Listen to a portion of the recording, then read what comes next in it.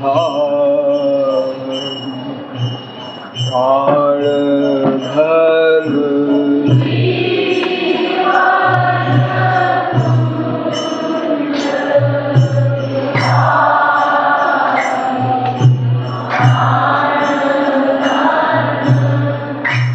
जीवन कुंज विहारी प्राण धन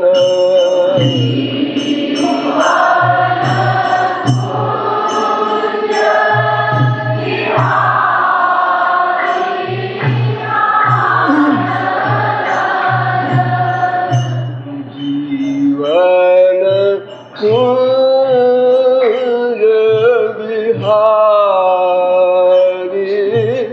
प्राण धन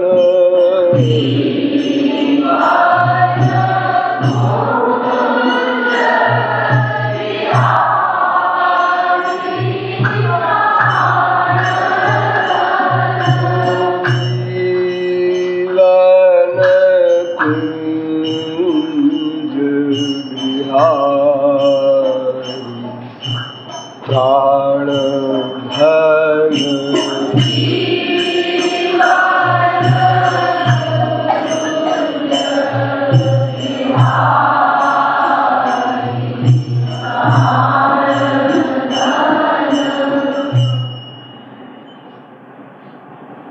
कवि की व्याख्या में ये जिन्हें बताया गया था, जो अज्ञानी स्वयं को देह मानता है वो संसार को अपना मानता है, और जो स्वयं को आत्मा मानता है वो ज्ञानी है, और वो श्याम सुंदर को ही अपना मानता है। अनादिकाल से अब तक मैंने अपने आप को आत्मा नहीं माना, अर्थात जो हमारा ओरिजिनल रूप है, चिन्मात्रम श्री हरे रंशम सूक्ष्म अक्षरम अव्ययम कृष्णाधीनम, यह जीव ईश्वर का अंश है और ईश्वर का दास है और सनातन है। यह बात मैंने अनादिकाल से अब तक अनंत बार सुनकर भी नहीं मानी।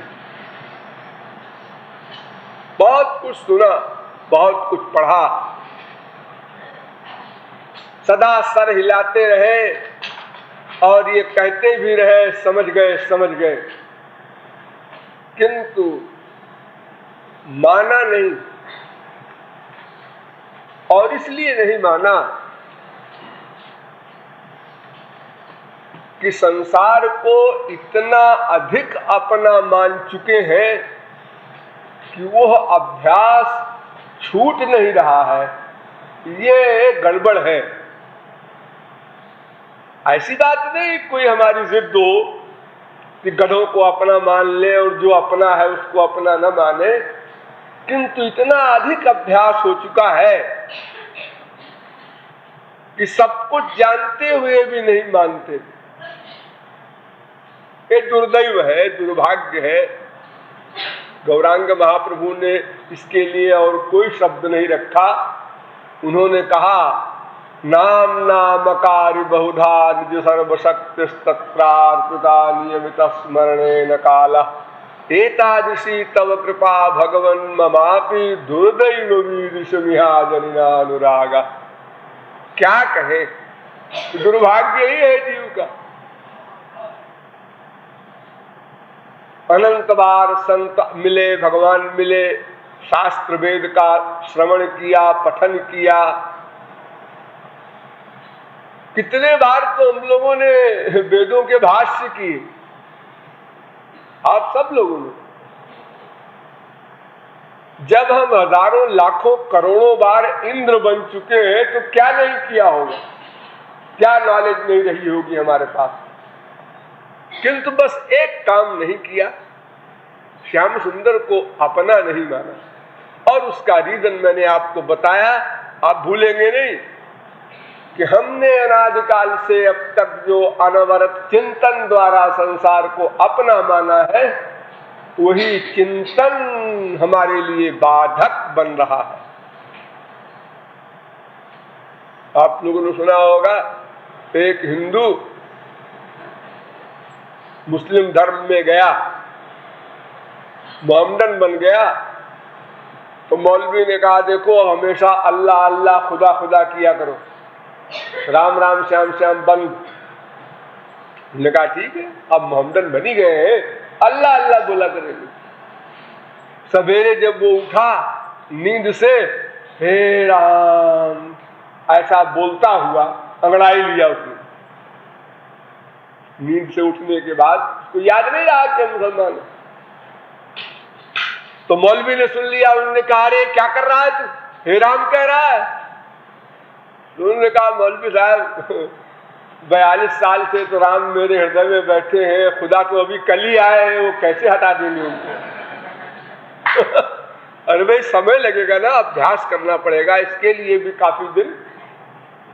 तो जब 42 वर्ष के बैठे हुए राम खुदा के रूप में नहीं बदल रहे हैं, टाइम लगेगा। तो अनादिकाल से अब तक जो हमने हृदय में बैठा रखा है, ये संसार हमारा है, वो 1 2 10 कृपालु के कहने पर सहसा नहीं मिटेगा।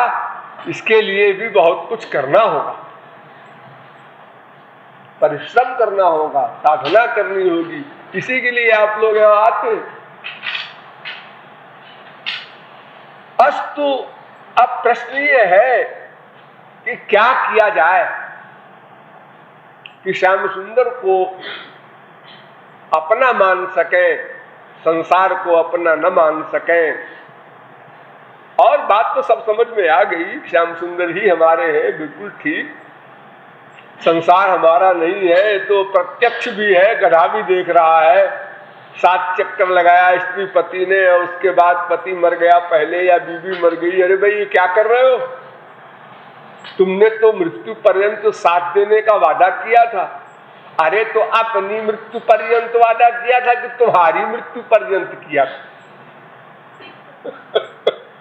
भाई हमने ये वादा किया था अपनी मृत्यु पर्यंत तुम्हारा साथ देंगे, तुम्हारी मृत्यु पर्यंत हम साथ देंगे, ये हमारे बस में नहीं। क्योंकि हमारा टाइम समाप्त हो गया, अब हम जा रहे हैं, अब दूसरा पति बनाएंगे, दूसरी बीवी बनाएंगे, दूसरा बाप बनाएंगे, अब फिर से नया नया अध्याय शुरू होगा। अनंत बार यही हो चुका है नाटक। तो ये गड़बड़ कैसे मिटे,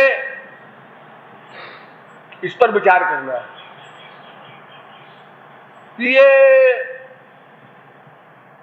जो एक शब्द में आप समझ सकते हैं कि श्याम सुंदर को ही अपना मानो, इस वाक्य के पालन में कौन सक्षम है, अर्थात इस वाक्य का पालन कौन करेगा। आप लोग क्या करते हैं, मैं, तो मैंने मैं बताया 2 है, एक मैं आत्मा, एक मैं देह इंद्रिय मन बुद्धि। तो ये वर्कर कौन है, किसी कर्म का कर्ता कौन होता है, आत्मा। आत्मा अगर कर्ता होता तो फिर ये बुरे दिन ही क्यों होते। आत्मा तो अकर्ता है, वो कुछ नहीं करता, उसको बेचारे को तो भोगना पड़ता अवश्य है, लेकिन करता नहीं है। यद्यपि सांख्य ने कहा है आत्मा अकर्ता है, किंतु ऐसा है नहीं, क्योंकि अगर आत्मा अकर्ता होता तो वही सांख्य भी कहता है कि आत्मा अकर्ता है, प्रकृति करता है। न्याय कहता है कि नहीं नहीं, ये मन बुद्धि आदि सब आत्मा से संबद्ध है। और सांख्य कहता है नहीं नहीं, आत्मा असंग है, किंतु यदि आत्मा असंग होता, अकर्ता होता, तो कर्म फल भोगने में उसको बेचारे को क्यों घसीटा जाता? 84 लाख योनियों में यह आत्मा कर्म बंधनों में बंधकर अनेक प्रकार के दुखों को भोग रहा है। इसका मतलब यह कि आत्मा करता सुख दुख आदि का भोगता है नित्य। लेकिन ये सब गड़बड़ उसके साथ है। यहां तक है कि जहां जहां आत्मा जाएगा मरने के बाद, ये समस्त अंतःकरण और हमारे संस्कार उसके साथ साथ जाएंगे। एक भी हमारा ऐसा चिंतन, हमारा कर्म नहीं है जो आत्मा का साथ छोड़ दे। ये तब तक जब तक भगवत प्राप्ति न हो जाएगी। जब भगवत प्राप्ति हो जाएगी तो फिर विद्यते हृदय ग्रंथि छिद्यन्ते सर्व संशया क्षीयन्ते चास्य कर्माणि तस्मिन् दृष्टे परावरे। उसके दर्शन से ही ये सब बीमारियां समाप्त होंगी। तो प्रत्येक कर्म का कर्ता अंतःकरण है। अब केवल अंतःकरण न बोल देना, आत्मा युक्त अंतःकरण। केवल अंतःकरण बोलोगे तो अंतःकरण तो मटेरियल है, माइक है, जड़ है, वो वर्क कैसे करेगा? वो तो आत्मा से शक्ति पाकर ही अंतःकरण वर्क करता है। आत्मा की शक्ति के बिना अंतःकरण इस प्रकार जड़ है जैसे मिट्टी होती, कोई हलचल नहीं हो सकती।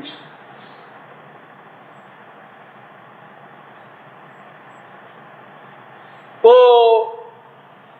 ये जो अंतःकरण है, ये क्या बलाय है, थोड़ा इसको समझ लो।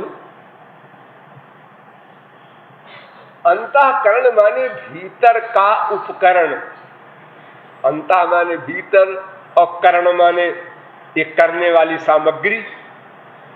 ये अंतःकरण नाम की जो एक शब्द रखा है, एक चीज रखी है, ये अंतःकरण के दो रूप होते हैं। नाम एक है और वो वस्तु भी एक है, लेकिन उसके रूप दो हैं। एक का नाम मन, एक का नाम बुद्धि। कोई कोई तीन भी मानते हैं, मन बुद्धि अहंकार, सांख्य वाले। कोई कोई चार मानते हैं, मन बुद्धि चित्त अहंकार, अद्वैत वेदांत वाले। किंतु शास्त्र में दो है, गीता आदि में दो ही माना गया है। मयि एव मन आधत्स्व मयि बुद्धि निवेशय, मयि अर्पित मनोबुद्धि। मन बुद्धि ये दो के मिक्सचर का नाम अंतःकरण। ये मन क्या करता है, बुद्धि क्या करती है, इसका सिस्टम क्या है?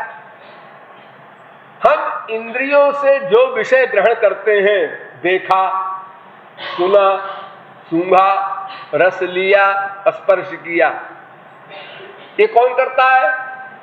ये पहले मन करता है। मन ने देखा, इंद्रियों की हेल्प से। केवल इंद्रियां नहीं देख सकती, ध्यान रहे।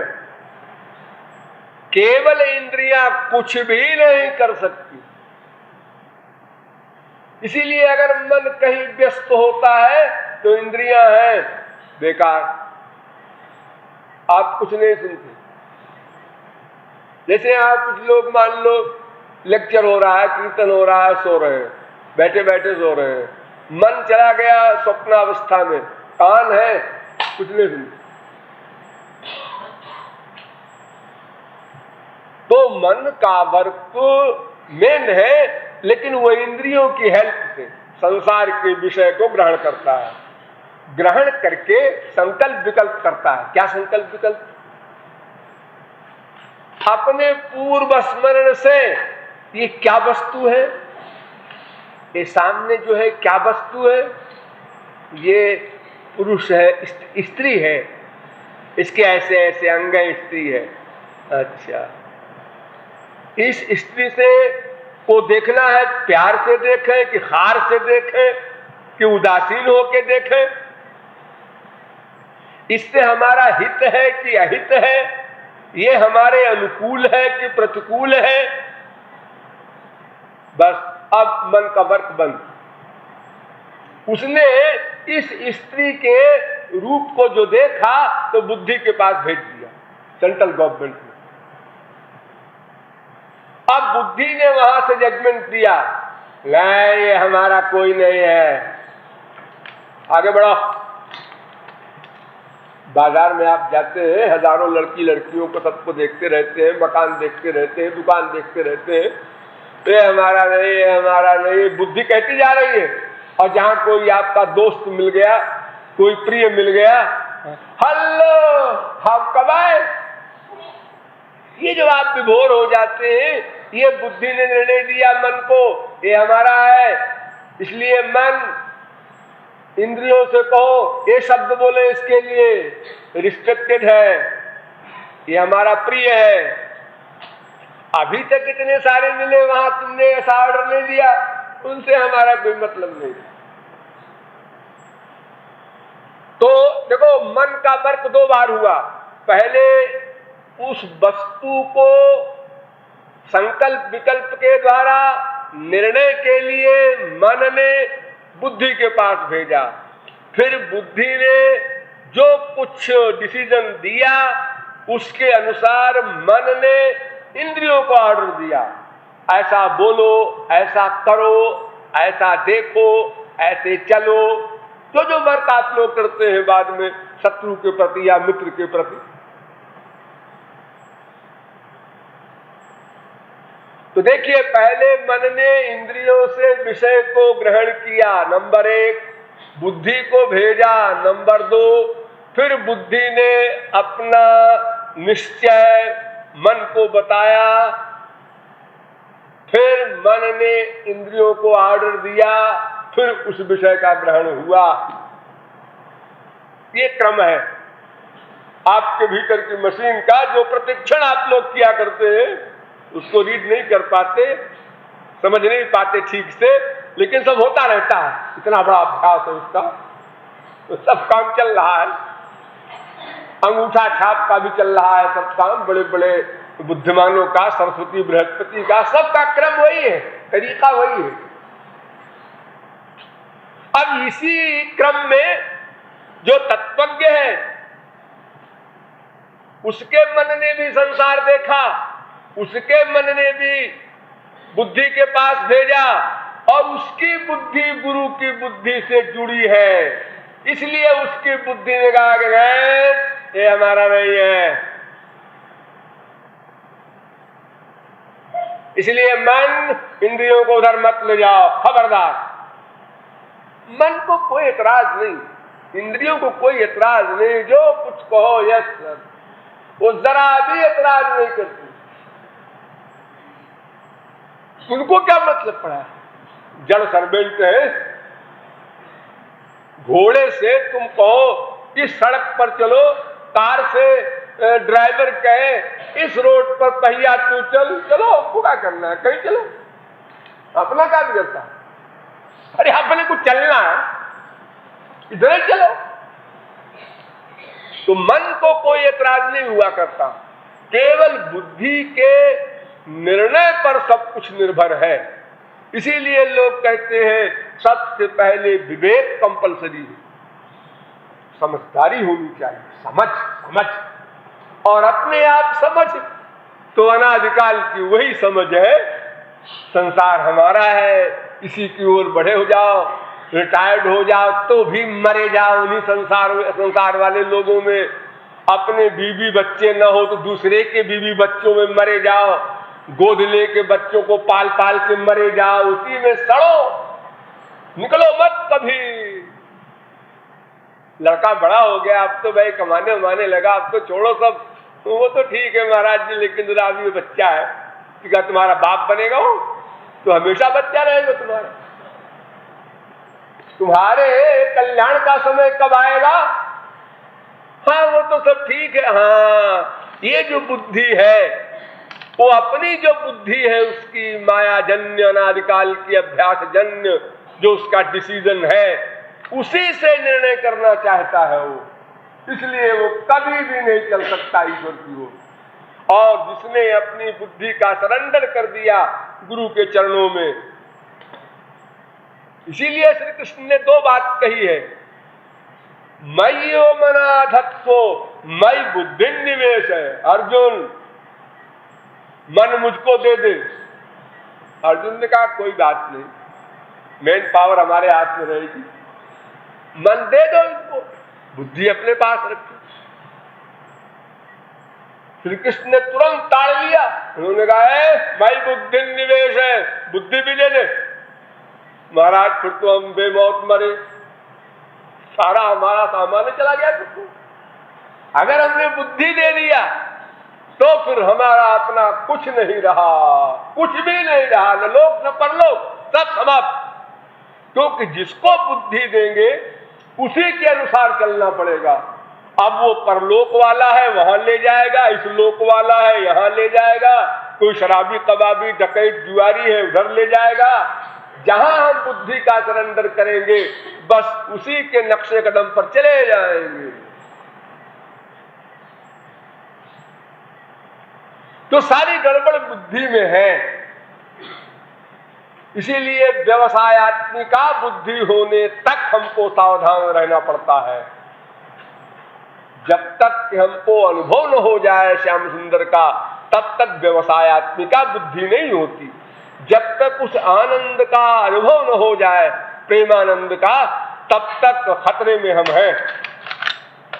ये न समझे बहुत आगे बढ़ गए हैं, ठीक है आगे बढ़ेंगे लेकिन डेंजर से बाहर नहीं। हो सकता है कि 200 गज की लंबी नदी को आपने में 190 गज आपने पार कर लिया, 10 गज रह गई नदी पार करने का बस केवल फासला। लेकिन अगर आपने लापरवाही किया और नाव से कूद पड़े, अब क्या है 10 गज तो वही है, तो 30 फुट की जंप आप नहीं कर सकते, आप डूब जाएंगे नदी में। इसलिए जब तक कि हम उस लाइन पर न पहुंच जाएं, देखिए आप लोग कबड्डी खेलते होंगे, खेले होंगे, देखे होंगे, उसमें एक बीच में लाइन होती। अगर एक व्यक्ति शत्रु की पार्टी में जाता है एक सांस में किसी को छू करके और फिर लाइन पर हाथ रख दे, तो फिर उसको पकड़ने वाला मर जाता है, जो उसको छुएगा वो मर जाएगा। जब तक हम उस मेन लाइन को न छू ले, ईश्वर को न छू ले, तब तक खतरे से बाहर कोई नहीं। भावोप्यभाव मायाति कृष्ण प्रेष्ठा पराधता। भाव भक्ति पर जाकर भी पतन हो जाता है। अभी तो साधन भक्ति में है आप लोग, और आप लोग देखते हैं इसीलिए, अरे भाई एक साधक था लो, हाँ, वो बहुत नाचता वाचता था, रोता होता था, हाँ, तो उसका क्या हो गया? अब आजकल तो उसका बड़ा बुरा हाल है, संसार में आसक्त हो गया, क्या ऐसा क्यों हो गया? अरे कितने लड़के हाई स्कूल में फर्स्ट डिवीजन आए और इंटर में सेकंड आए, बीए में थर्ड आए, एमए में फेल हो गए, कौन सी नई बात है? अरे भाई ये तो प्रतिक्षण तैयार होने की बात है। जो कल तक ठीक था, आज उसने तैयारी ठीक नहीं किया, तो जैसा करेगा वैसे परिणाम को मिलेगा। तो देखो भाव भक्ति पर जाकर के भी जब अभाव को प्राप्त हो जाता है, तो फिर साधारण साधक ये अभिमान न करे मैं सब कुछ समझता हूं, मेरा कोई कुछ नहीं बिगाड़ सकता। अरे ऐसा न बोलो, अभी तुम ऐसे मदारी नहीं हो कि सांप काट ले जहर व्याप्त न हो। पहले ऐसे मदारी बन जाओ, ऐसी मंत्र शक्ति, औषधि शक्ति, ऐसी चीजें सब तैयार कर लो, उसके बाद सांपों को चैलेंज करो। नहीं तो कहीं लापरवाही में और गलत काम किया तो एक ही रिहर्सल में 0/100 हो जाओ। हाँ, तो बुद्धि ही मेन फिगर, जिसके कारण हम अनादिकाल से अपने लक्ष्य से वंचित हैं। ये बुद्धि बहुत प्रकार की होती है, खास तौर से 2 प्रकार समझो, एक सही बुद्धि, एक गलत बुद्धि, यूं समझो। इसी को सांख्य में कहा गया है सात्विक बुद्धि तामस बुद्धि। सात्विक बुद्धि 4 प्रकार की होती है, उसमें 4 गुण होते हैं। पहला गुण धर्म, दूसरा ज्ञान, तीसरा वैराग्य, चौथा ऐश्वर्य। ये 4 प्रकार की सात्विक बुद्धि होती है। और ठीक इसी का उल्टा कर दो, अधर्म, अज्ञान, अवैराग्य, अनैश्वर्य, ये 4 प्रकार की तामस बुद्धि होती है। तो जो ये गलत बुद्धि है जिसके कारण हम लोग दुखी हैं, इसको योग दर्शन में कहा गया है अविद्या, अस्मिता, राग, द्वेष, अभिनिवेश, ये 5 क्लेशाः। ये 5 क्लेश आप नाम सुने होंगे। ये 5 कष्ट हैं हमारे पीछे लगे हुए अनादिकाल से, 5 प्रकार के दुख। पहला अविद्या, दूसरा अस्मिता, तीसरा राग, चौथा द्वेष, 5वां अभिनिवेश। इसी योग दर्शन के सिद्धांत को सांख्य ने इस प्रकार कहा, अधर्म, अज्ञान, अवैराग्य, अनैश्वर्य। इसमें जो अधर्म शब्द है इसका मतलब होता है अभिनिवेश। अधर्म शब्द का अर्थ है अभिनिवेश। अभिनिवेश किसे कहते हैं? ये शब्द आप लोगों ने बहुत बार सुना होगा। अभिनिवेश कहते हैं मैं कभी ना मरूं, ऐसी भावना। इस भावना के कारण हम दुखी हैं। हाँ, एक बार मैं लेके आ गया, हाँ ये सांप आ गया, क्या हुआ? आ गया तो क्या हुआ? अरे काट लेगा तो क्या होगा? मैं मर जाऊंगा। तुम तो आत्मा हो, तुम कैसे मर जाओगे? अरे शरीर मर जाएगा, तो शरीर तो नश्वर है ही है। हाँ बात तो ठीक है, लेकिन पता नहीं क्यों डर लगता है। अरे शरीर तो नष्ट होगा ही। क्या तुमने कोई शरीर देखा है जो नष्ट ना हो? बड़े बड़े ऋषि मुनि योगी तपस्वी, किसी को आप देख रहे हैं जिनको हिस्ट्री में पढ़ते हैं? हाँ सब चले गए। उनके शरीर तो बड़े कमाल के थे, आकाश में उड़ जाए, पाताल में चले जाए, फिर भी वो शरीर चले गए। कह दिया तो तुम्हारे शरीर में कौन सा कमाल है जो नहीं जाएगा? अरे वो तो जाएगा ही, तो क्या डरते हो?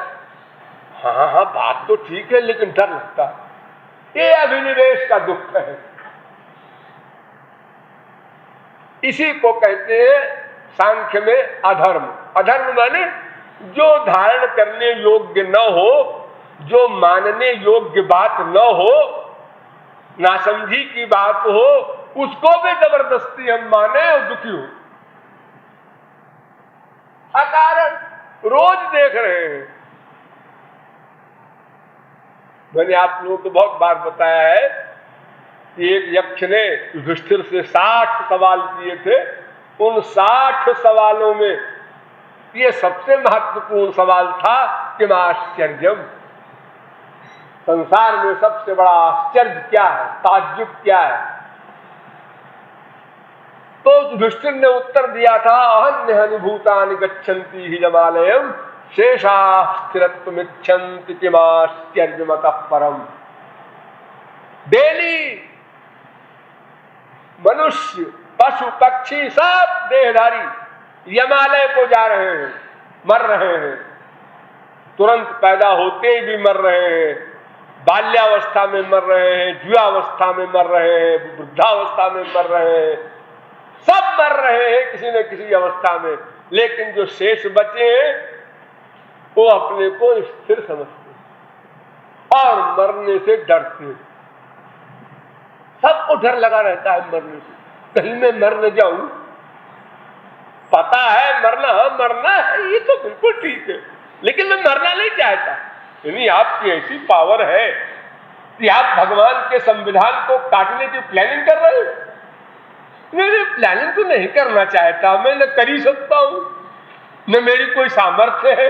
अरे जब भगवान के कानून को बड़े बड़े ऋषि मुनि योगी अमृत बांटने वाले देवता लोग नहीं कर सके, जो अमर करने का दावा भरते हैं, जहां पर कहते हैं स्वर्ग में अमृत है, कामधेनु है, कल्प वृक्ष है, जो मांगो मिले, ऐसा सुनते हैं। तो किसी देवता ने ये क्यों नहीं मांग लिया कि हम कभी न मरे? अजी वहां तो अमृत है, अमृत है, तो देवताओं की उम्र लिमिटेड क्यों है? वो स्वर्ग सम्राट इंद्र भी 100 वर्ष के लिए बनता है, उसके बाद गेट आउट, सीट छिन गई, कुत्ते बिल्ली गधे की योनियों में पटक दिए गए। अजीब, ब्रह्मा भी की आयु भी लिमिटेड है, तो इंद्र की कौन कहे? तो जब सब निश्चित है, यहां तक कि सारी दुनिया में एक शब्द बनाया गया है, डेथ श्योर। तो डेथ का मतलब क्या है? ये पक्का है, मरना है, ये पक्का है, निश्चित है। जब निश्चित है तो परेशान क्यों होते हो? अरे भाई देखो, दिन के बाद रात आना पक्का है, आ गई रात, आ गई, अंधेरा हो रहा, हो रहा, हो गया। परेशान हुए आप लोग? बिल्कुल नहीं। क्यों? रोज होता है, परेशान होने की बात क्या है? डेली होता है। तो फिर आपको इसमें क्यों आश्चर्य हो रहा है कि मैं मर न जाऊं? शरीर छूटने का नाम मरना है, शरीर तो छूटेगा ही। लेकिन जुआ लोगों की तो कौन कहे, जिनका इतना बुरा हाल है कि भला आदमी देख न सके, ऐसे बूढ़े बीमार जो खाट से उठ नहीं सकते, वो भी मरना नहीं चाहते। मरने से इतना ऐतराज है, किसी घोर बूढ़े का जरा गला दबाओ, क्या कर रहे हैं आप, क्या कर रहे हैं, आपको मारते हैं, आपको आराम हो जाए, छुट्टी मिले, हैं ऐसा कैसे? अभी पोते का ब्याह देखना है, अपना ब्याह देखा पेट न भरा, बेटे का ब्याह देखा पेट न भरा, हजारों की शादी में गए पेट न भरा, अभी पोते का ब्याह देखेंगे तो बैकुंठ मिलेगा। तो ये अभिनिवेश है, ये दुख है, सबके पीछे लगा हुआ है, और इसलिए लगा हुआ है कि हम अपने को देह मानते हैं, वरना बातें खत्म हो जाए। हम आत्मा है, आत्मा को मरना वरना नहीं है, और देह को मरना है तो मर नहीं है, उसे कोई बचा नहीं सकता है। फिर हम डरे क्यों? किस बात से डरे, क्यों डरे? और मरने का टाइम भी नियत है, फिर परेशानी क्या है? किस बात? लेकिन परेशानी इतनी होती है लोगों को, पूछिए मत। इतना आश्चर्यजनक, मैं दिल्ली से नागपुर जा रहा था अभी, रास्ते में हवाई जहाज का इंजन फेल हो गया, खराब हो गया, उसने हवाई जहाज को आधे रास्ते से लौटाया। उस समय 4 लोगों की झांकी देखते हैं, गए मरे तो क्या हो गया, मरे तो अरे क्या कम हो जाएगा, तुम मर जाओगे क्या बात हो गई? अरे शरीर छोड़ गए तुम, और क्या नई बात हो गई? ये शरीर लेके आए थे मां के पेट में, फिर दूसरा शरीर मिल जाएगा, ऐसी बात भी नहीं कि साथ शरीर चला जाएगा। अजी वो मानव देह फिर कहां मिलेगा? ये तो आपको पहले सोचना चाहिए था कि मानव देह पाने के लिए कुछ कर ले, कुछ हिसाब बिठा ले।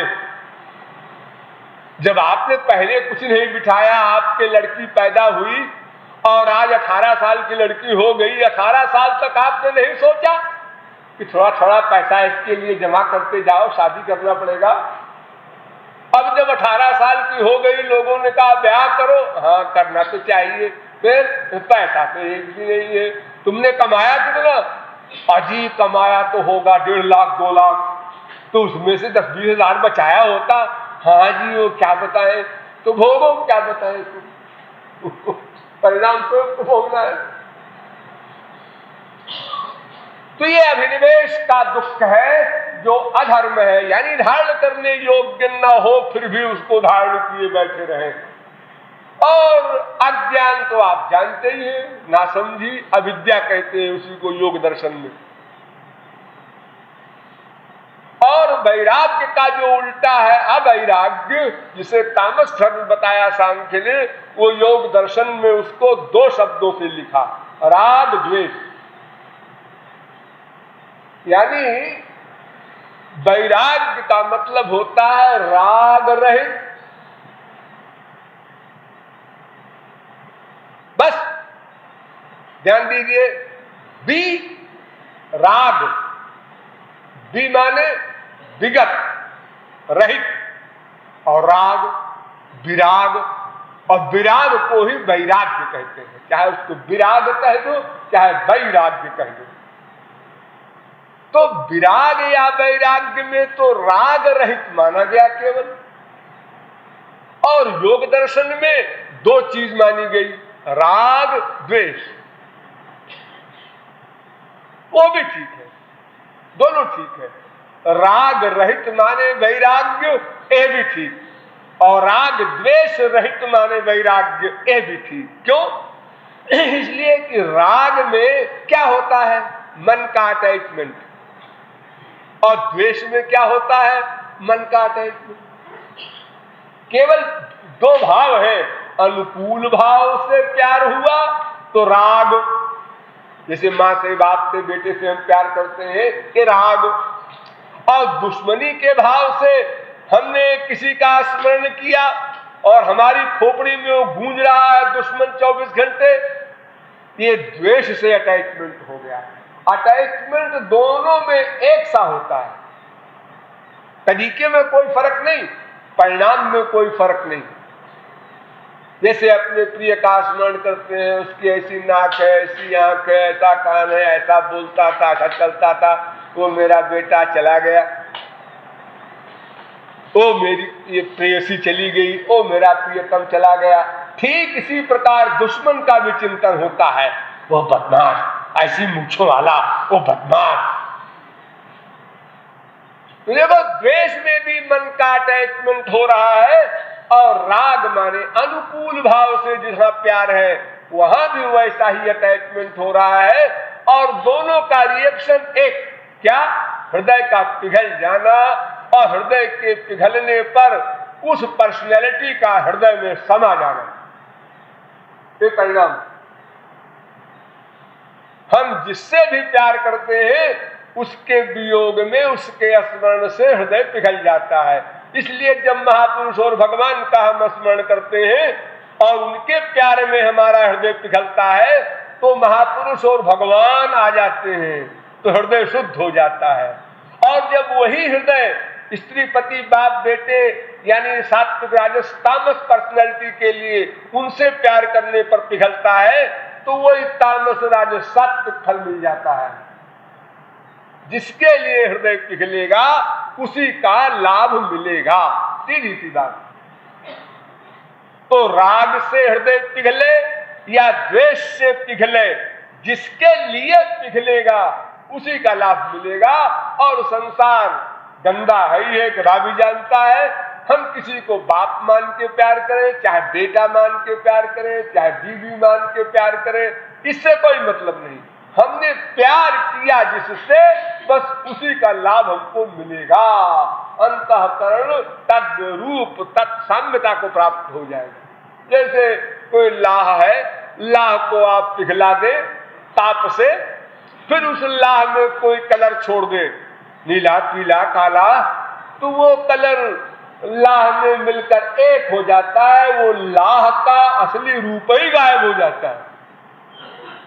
तो उसी प्रकार ये अंतःकरण में जिसके प्रति राग होगा या द्वेष होगा, उसके लिए ये पिघलेगा और उसी का फल, उसी का रूप इसको मिल जाएगा। इसलिए राग रहित वैराग्य ये भी ठीक, और राग द्वेष रहित वैराग्य डिटेल है उसी का।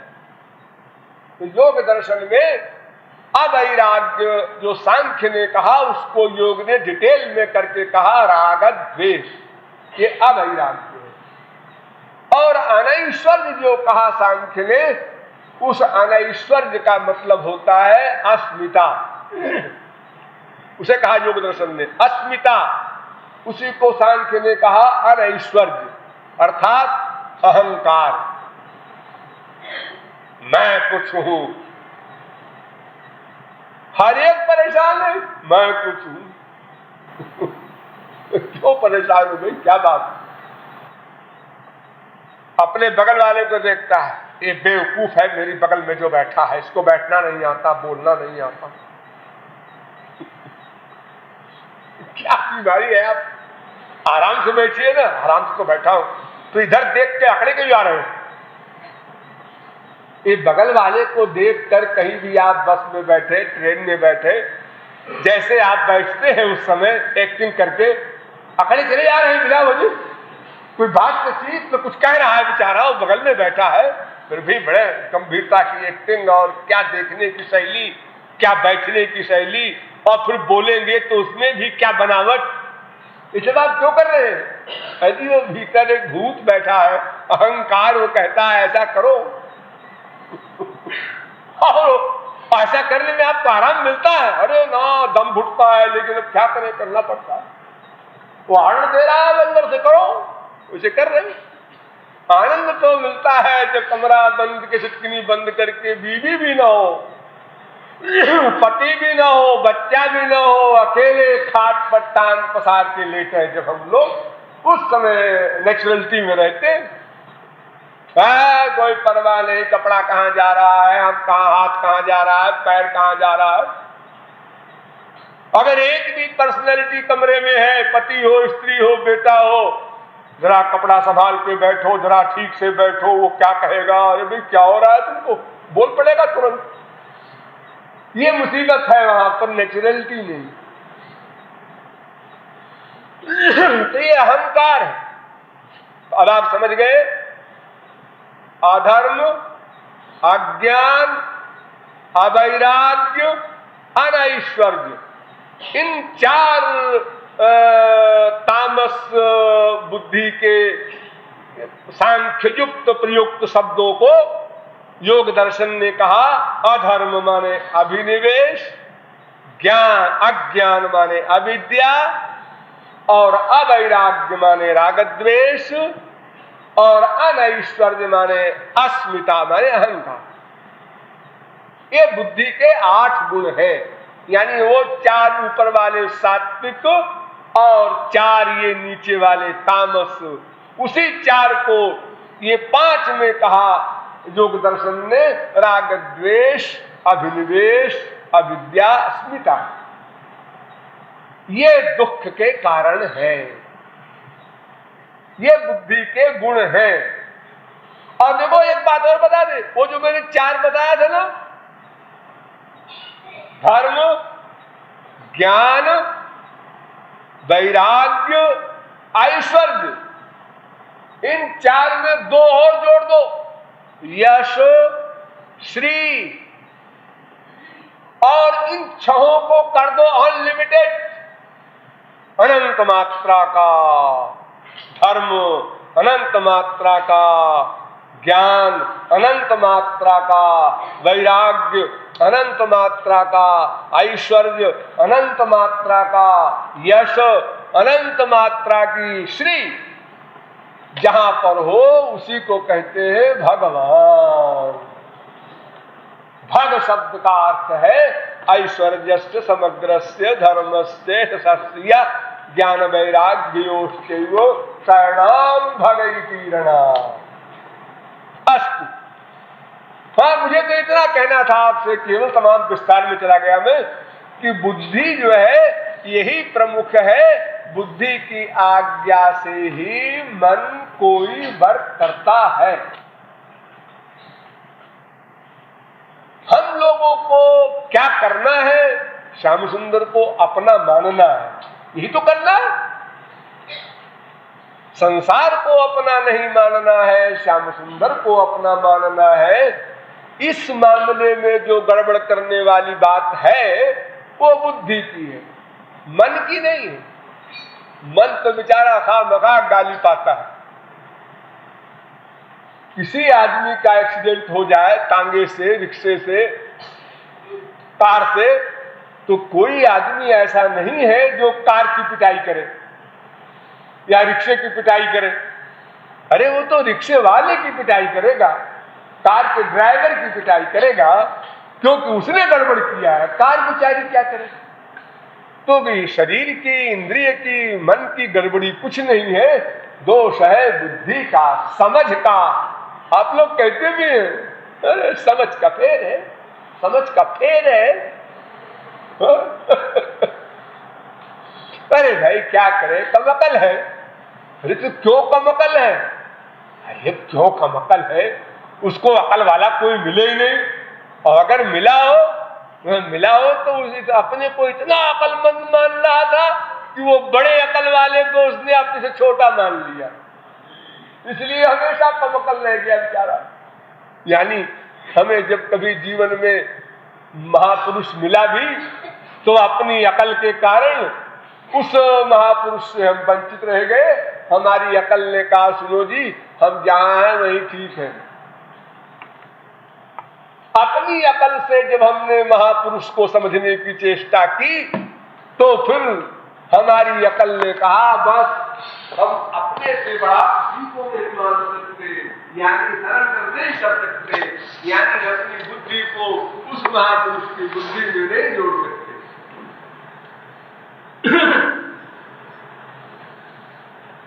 यह मन जो बुद्धि से युक्त होकर कर्म करता है, और साथ में हम बुद्धि को भी हटाकर केवल मन बोल देते हैं। जैसे गीता में कहा ना, मन एवं मनुष्याणाम कारणम मोक्षयोः। ये जो पंचदशी का वाक्य है, इसका मतलब क्या होता है? बुद्धि तो नहीं कहा है, यहां तो मन कहा। वो मन बुद्धि को एक मानकर कहा। मैंने बताया ना कि ये अवस्था विशेष का नाम है, मशीन एक ही है। वो अंतःकरण को हो, मन को हो, वो जो भीतर की मशीन है एक। उसके दो कार्य हैं, दो अवस्थाएं हैं। जैसे कहते हैं पुरुषार्थ, भाग्य, ये दो चीज नहीं। पास्ट टेंस का हमारा पुरुषार्थ, फ्यूचर में भाग्य कहलाता है, वो हमारी चीज है, उसके दो नाम है। उसी प्रकार ये मन और बुद्धि अवस्था विशेष के नाम है। ये दो यंत्र नहीं है, यंत्र एक ही है। इसलिए तमाम महापुरुषों ने केवल मन ही को डाका है कि मन माने मन बुद्धि को। तो ये जो मन है या मन बुद्धि मिश्रित यंत्र है अंतःकरण, इस अंतःकरण को चांदर में लगाने के लिए हमें सबसे पहले ये समझना होगा कि हम जहां लगाए हुए हैं वो हमारा नहीं है, क्योंकि हम खड़े तो नहीं है। अगर खड़े होते और कोई कहता अबाउट टर्न क्विक मार्च, लो चलिए, हम तो चल रहे हैं और इतना तेज चल रहे हैं कि नहीं कश्चित क्षणमपि जातु तिष्ठत्य कर्म।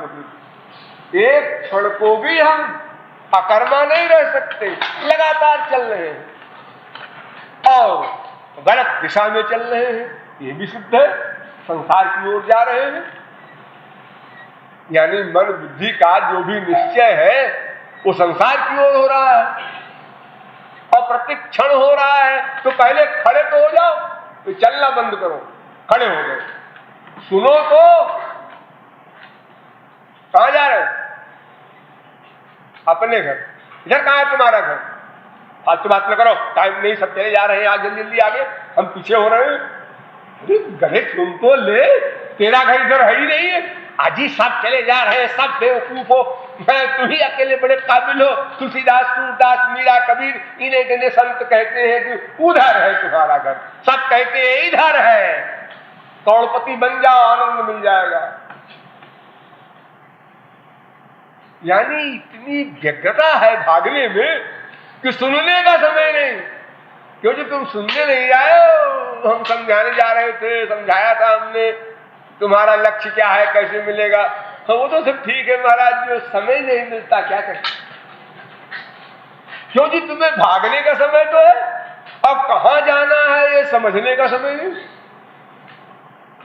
वो तो ठीक है, आपका अपना ख्याल, हमारा अपना ख्याल, हमारा तो अपना पक्का निश्चय है, सुनो सबकी करो मन। अरे हम आपका भी सुन लेते हैं, आपकी खुशी के लिए सिर हिला देते हैं, हाँ ठीक है ठीक है ठीक है, बड़ी कृपा की आपने। और उसके बाद जब भीतर घुसते हैं, चिंतन करते हैं, जी ये सब बेवकूफी की बातों में न पड़ो, अपन को तो करोड़पति बनना है, वही शांति मिलेगी। हाँ, तो चैन से सोएंगे, चैन।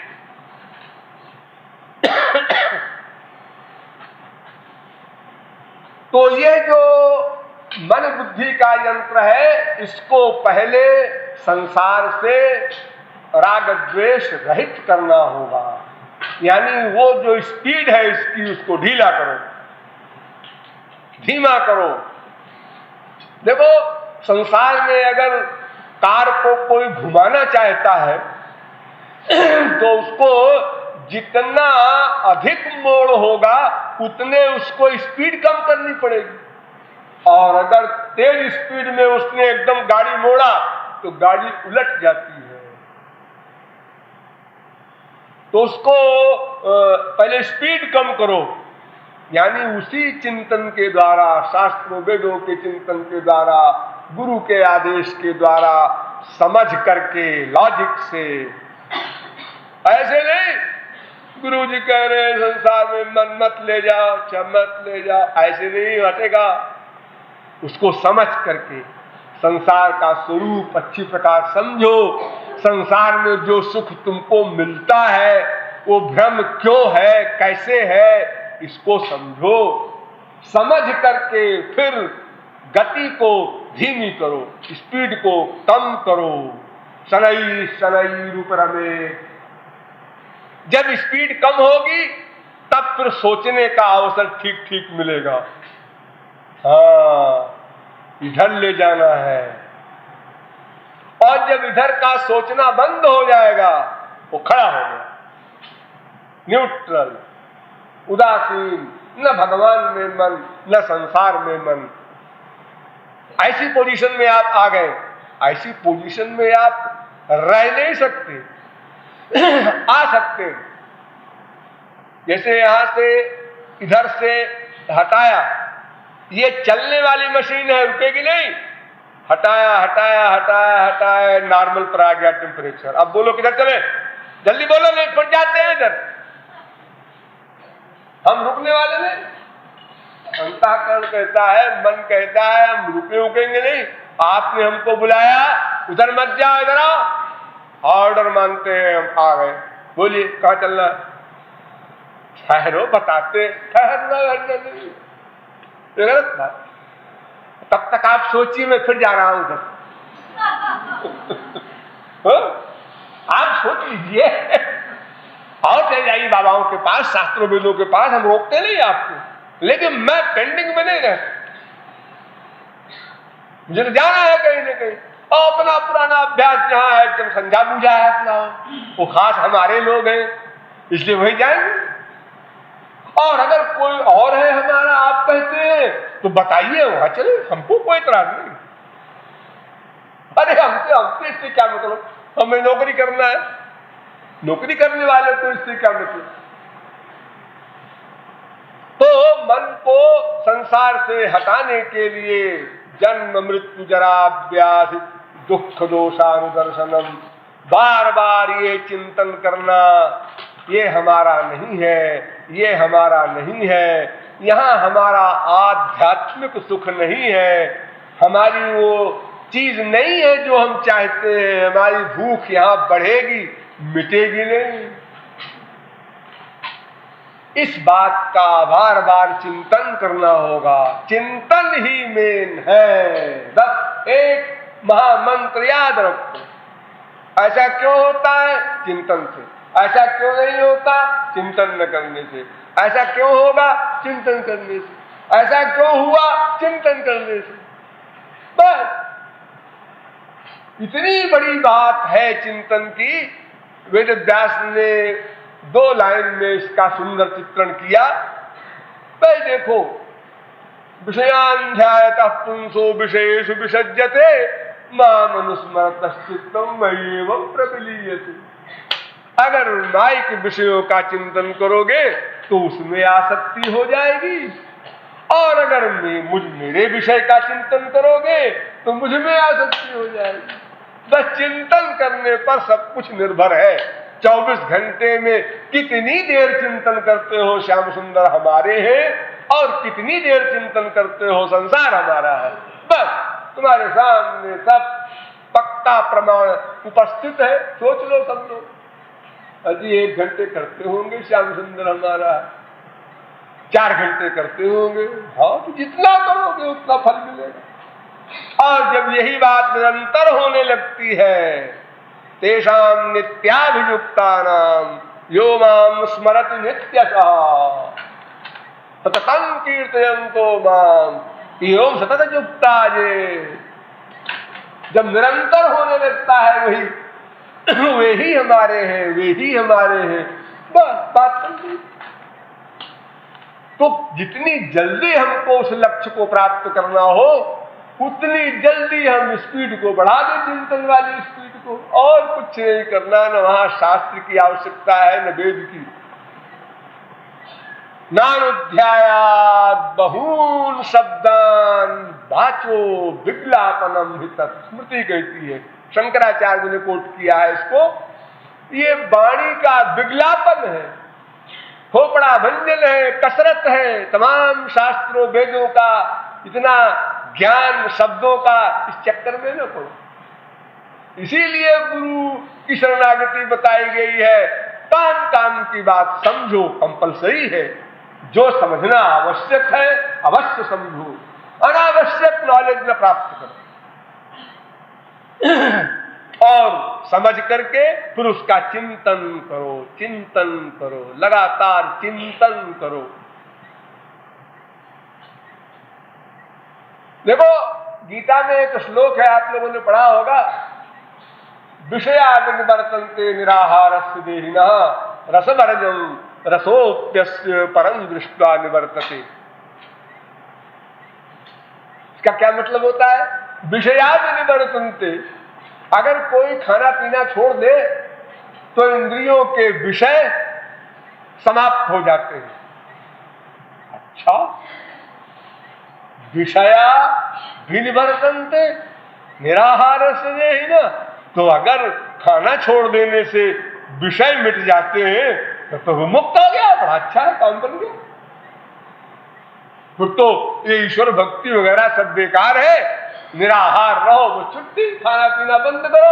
फिर ये क्यों कहते हैं युक्ताहार विहारस्य युक्त चेष्टस्य कर्मसु युक्त स्वप्नावबोधस्य योगो भवति दुःखः। ये भी गीता में भगवान ने कहा। ठीक ठीक खाओ, ठीक ठीक पियो, ठीक ठीक व्यवहार करो, ठीक ठीक सो, बिल्कुल संयमित।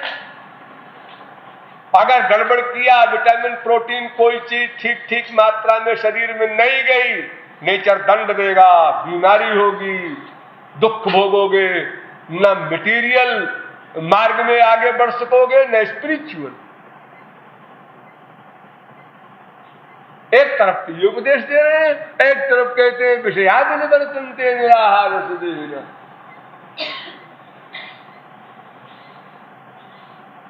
एक वेद में कथा है, एक उद्दालक ऋषि हुए हैं, तो उनके शिष्य थे श्वेतकेतु। तो उद्दालक ने श्वेतकेतु से कहा कि देखो बेटा, खाने पीने का मन पर बड़ा प्रभाव पड़ता है। इसलिए खाना पीना सात्विक रखना, ऐसा नहीं कि जो मन में आया खा रहे हैं ठाट से, आज तो रसगुल्ला खाएंगे, आज तो पूरी, आज तो कचौड़ी, आज तो ये जो तमाम खाने पीने की बीमारी हम लोग लगाए हुए हैं अपने साथ। अरे भाई आज क्या बना है, आज तो दही बड़ा बना, अच्छा अच्छा ला ला, बड़े भी बोर हो रहे। तो ये जो बीमारी है हमारे अंदर, इसका प्रभाव पड़ता है मन पर। तो श्वेत केतु ने कहा ये बात समझ में नहीं आई गुरु, खाना तो शरीर के लिए होता है और अंतःकरण है सूक्ष्म, उस पर प्रभाव कैसे पड़ जाएगा खाने का। अरे खाना पीना एक फिजिकल बात है, हमने रसगुल्ला खाया चाहे हमने सूखी रोटी खाई, इससे मन से क्या मतलब है। असल में ये जो हम खाना खाते हैं उसका 3 भाग होता है। हमारे खाना खाने का 3 भाग होता है। 3 भाग क्या? एक भाग तो मल बन जाता है, लैट्रिन, और एक भाग में रस, रक्त, मांस, मेदा, हड्डी, मज्जा, शुक्र आदि धातुएं बनती है। ये शरीर आपका स्वस्थ रहता है, जितने पार्ट्स आपके शरीर के हैं उनके काम में आता है खाने का एक भाग। और खाने का तीसरा भाग जो है उससे मन का संवर्धन होता है, पालन होता है, पोषण होता है, वर्धन होता है, यानी हमारे आइडियाज पर उसका प्रभाव पड़ता है खाने पीने। लेकिन एक कक्षा है अन्नमय कोश, उस क्लास तक अन्न का प्रभाव पड़ता है। उस क्लास को जब क्रॉस कर जाएं, आप लांग जाएं, आगे पहुंच जाएं, साधना के ऊंचे दर्जे में पहुंच जाएं, 5 कोश होते हैं, उसमें से 1/5 आप मंजिल पार कर लें, तो फिर आपके ऊपर खाने का असर नहीं, चाहे मांस खाओ, चाहे मदिरा पियो, चाहे कुछ भी करो, फिर उसके लिए वो बंधन नहीं है, उसके मन के ऊपर प्रभाव नहीं पड़ेगा। लेकिन जब तक उस क्लास में न जाओगे, पहुंचोगे, तब तक तुम्हारे अंतःकरण पर खाने का भी प्रभाव पड़ेगा। गुस्सा बहुत आता है, नाराजगी होती है, और मिर्ची 3-3, 4-4 खा जाते हैं। क्यों खाते हो? और बिना मिर्ची खाए तो महाराज जी अच्छा नहीं लगता, तो फिर गुस्सा किए बिना भी अच्छा नहीं लगता, किए जाओ गुस्सा, भोगे जाओ। अंड बंड जब खाओगे तो उसका परिणाम तो भोगना ही पड़ेगा। तो श्वेत केतु ने नहीं समझी ये बात, उनको आश्चर्य बना रहा गुरु जी की ये बात खोपड़ी में नहीं बैठी, अब कह रहे हैं मान लो बात अलग है। तो उद्दालक ने ऑर्डर किया, श्वेत केतु आज तुम्हें खाना नहीं मिलेगा। जैसी आज्ञा। दूसरे दिन फिर गुरु जी आज क्या आज्ञा है, खाना नहीं मिलेगा। तीसरे दिन खाना नहीं मिलेगा, चौथे दिन खाना नहीं मिलेगा। 16 दिन तक उद्दालक ने श्वेत केतु को यही आज्ञा दी, खाना नहीं है आज। अब 16 दिन के उपवास से श्वेत केतु की हालत खराब हो गई, चलना फिरना मुश्किल, चक्कर आ रहे हैं। तो 16 उपवास के बाद उद्दालक ने श्वेत केतु से वेद की ऋचाओं का उच्चारण पूछा, अर्थ पूछा। अब उनकी आंखें न खुले बेचारे की, वो क्या बताएं।